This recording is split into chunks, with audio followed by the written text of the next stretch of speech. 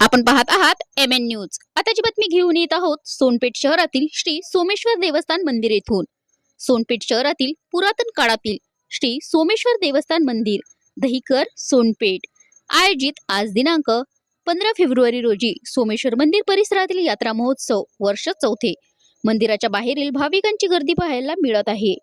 रात्र पाळणे असतील किंवा जम्पिंग जपान तसेच छोटे मोठे मिठाई प्रसाद यांची दुकान, भाविकांसाठी गड्यातील तुळशीच्या माळीचे दुकान हा पूर्ण परिसर गजबजून गेलेला पाहायला मिळत आहे।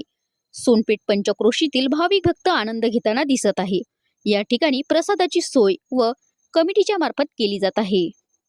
मंदिरातील हबप आश्रुबा तात्या खरात पाटील हे मंदिरातील दर्शन करणाऱ्या भाविकांना रांगेत थांबून शिस्तबद्ध दर्शनाची सोय करत आहेत व तसेच भाविकांना दर्शन व्यवस्थित व्हावे याकडे पण लक्ष लागत आहे।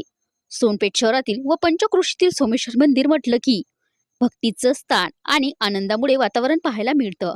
सोमेश्वर भगवंतराया म्हणजे प्रत्येकाचं सुख दुःख नष्ट करतो, त्यामुळे या ठिकाणी मोठ्या प्रमाणात भाविक भक्त आपला नवस बोलतात आणि त्यांचा अनुभव पूर्ण होतो। बरेचसे उदाहरण या सोनपेठ शहरामध्ये पाहायला मिळतात।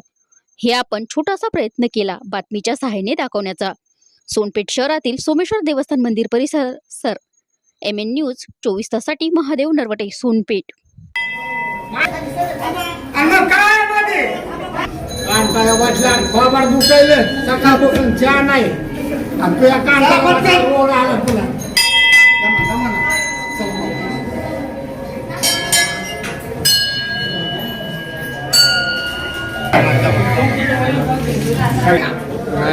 दर्शन घेऊ द्या।